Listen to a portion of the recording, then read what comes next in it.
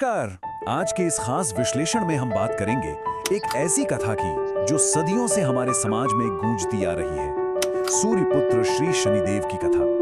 हम ये समझने की कोशिश करेंगे कि आखिर क्यों उन्हें कलयुग का सबसे उग्र लेकिन बिल्कुल निष्पक्ष और परम न्यायाधीश माना जाता है। ये सिर्फ कोई पुरानी कहानी नहीं है, बल्कि कर्म और न्याय का एक ऐसा कॉन्सेप्ट है जो आज भी एकदम सटीक बैठता है। तो चलिए बिना किसी देरी के शुरू करते हैं। सबसे पहले तो इस बात को ही क्लियर कर लेते हैं कि आखिर शनिदेव को कलयुग का न्यायाधीश यानी जज क्यों कहा जाता है। देखिए, वो ब्रह्मांड के सबसे बड़े मजिस्ट्रेट की तरह हैं। उनका न्याय सीधे कर्मों पर टिका होता है, एकदम कठोर लेकिन पूरी तरह से निष्पक्ष। चाहे कोई धरती का बहुत बड़ा राजा हो या स्वर्ग का देवता, उनका न्याय साफ है। अहंकार को सजा और सच्ची भक्ति को इनाम। और सच कहूं तो यही हमारी आज की इस पूरी चर्चा का बेस है। इस कथा को अच्छे से समझने के लिए हमने इसे 6 मुख्य हिस्सों में बांटा है। सूर्य के पुत्र का जन्म, सूर्यदेव का अहंकार, राजा विक्रमादित्य का दरबार, शनिदेव का प्रकोप, पश्चाताप और क्षमा, और आखिर में कलयुग के न्यायाधीश का संदेश। चलिए आगे बढ़ते हैं। तो शुरुआत करते हैं हमारे पहले अध्याय से, सूर्य के पुत्र का जन्म और छाया की संतान। अब यहाँ एक बहुत बड़ा और दिलचस्प कॉन्ट्रास्ट देखने को मिलता है। एक तरफ है सूर्यदेव, जो तेज प्रकाश, भयंकर गर्मी और असीम ऊर्जा का प्रतीक है, और दूसरी तरफ है उनकी पत्नी संज्ञा की प्रतिरूप छाया। चूंकि छाया सूर्य की उस भयंकर गर्मी को बर्दाश्त नहीं कर सकती थी, इसलिए उनके पुत्र यानी शनिदेव का जन्म एक गहरे काले रंग के साथ हुआ। सोचिए, ये सिर्फ रंग का फर्क नहीं था, बल्कि नेचर का भी था। एक तरफ अंधा कर देने वाला प्रकाश, तो दूसरी तरफ एकदम शांत परछाई और ठहराव। और यहीं से कहानी में एक जबरदस्त ट्विस्ट आता है। हम बढ़ते हैं दूसरे अध्याय की तरफ, सूर्यदेव का अहंकार और एक पिता का अपने ही बेटे को ठुकरा देना। यहां एक बहुत ही चौंकाने वाला पल आता है। जरा सोचिए, सूर्यदेव ने अपने ही नवजात बच्चे को देखकर क्या कहा। उन्होंने कहा, ऐसे कुरूप और काले बालक को मैं कैसे अपनाऊंगा। मेरी चमक के सामने ये कालापन मुझे शर्मिंदा कर देगा। ये साफ दिखाता है कि देवताओं में भी कितना अहंकार हो सकता है। सिर्फ गहरे रंग की वजह से सूर्यदेव ने अपने बेटे को अपनाने से मना कर दिया। और जाहिर है, ये एक ऐसा अपमान था जिसे नवजात शनिदेव बिल्कुल बर्दाश्त नहीं कर पाए। अब देखिए कि शनिदेव का न्याय कितनी तेजी से एक्शन में आता है। अपमान होते ही शनिदेव ने अपनी वक्र दृष्टि यानी अपनी तिरछी नजर सीधे अपने पिता पर डाली, और नतीजा तुरंत सूरज का रथ वहीं का वहीं रुक गया और तीनों लोकों में भयानक अंधेरा छा गया। उनके सारथी अरुण की आंखों की रोशनी चली गई और खुद सूर्यदेव को कुष्ठ रोग हो गया। अपनी सारी चमक खोने के बाद फाइनली सूर्यदेव को अपनी गलती का एहसास हुआ और उन्हें शनिदेव से माफी मांगनी पड़ी। यह हमें साफ बताता है कि न्याय के सामने कोई बड़ा या छोटा नहीं होता, चाहे वो खुद सूर्यदेव ही क्यों ना हो। अब इस खगोलीय घटना से हम सीधे चलते हैं धरती पर। हमारा तीसरा अध्याय है राजा विक्रमादित्य का दरबार और खगोलीय वाद। तो अब हम आ गए हैं उज्जैन नगरी में, जहां महान और शिव भक्त राजा विक्रमादित्य का राज था। एक दिन उनके दरबार में 9 ग्रहों की महानता पर एक बड़ी बहस छिड़ गई। विद्वानों ने एक एक करके सभी ग्रहों की तारीफों के पुल बांधने शुरू किए।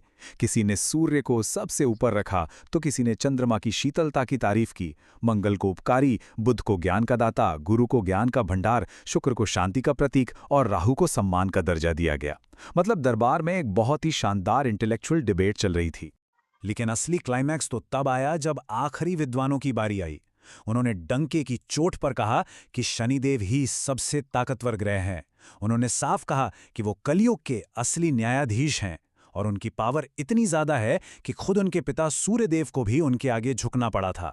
जो उनकी भक्ति करता है वो आबाद रहता है, लेकिन जो उनका अपमान करता है वो किसी भी हाल में बच नहीं सकता। और ठीक यहीं पर एक बहुत बड़ी गड़बड़ हो जाती है। राजा विक्रमादित्य, जिन्हें अपने दान धर्म और अपनी ताकत पर बहुत ज्यादा घमंड था, वो गुस्से में आकर बोल पड़े, धिक्कार है ऐसे ज्ञान पर। तुम लोग ऐसे पापी की जय जयकार कर रहे हो जिसने इस भरे दरबार में अपने ही पिता का अपमान किया। सोचिए, उन्होंने सीधे तौर पर शनिदेव को पापी कह दिया।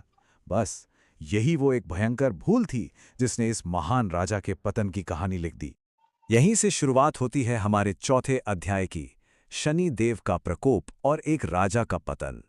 आइए देखते हैं कि जब ब्रह्मांड के जज का अपमान होता है तो क्या होता है। ये घोर अपमान सुनते ही शनिदेव का क्रोध 7वें आसमान पर पहुंच गया। न्याय के देवता उसी पल अपने काक विमान यानी कौवे वाले रथ पर सवार होकर दरबार में हाजिर हो गए। उन्होंने बिना कोई देरी किए राजा विक्रमादित्य को श्राप दिया और कहा कि अब वो उन्हें एक ऐसा सबक सिखाएंगे जिससे वो कभी भूल नहीं पाएंगे। उन्होंने ऐलान कर दिया कि वो राजा की कन्या राशि में एंट्री करने वाले हैं। और इसी के साथ शुरू हुआ साढ़े साती का वो खौफनाक दौर जिसने राजा की जिंदगी में भूचाल ला दिया। इसके बाद राजा विक्रमादित्य का जो डाउनफॉल शुरू हुआ वो रोंगटे खड़े कर देने वाला है। उनका सारा धन, खजाना और राजपाट एक झटके में छिन गया।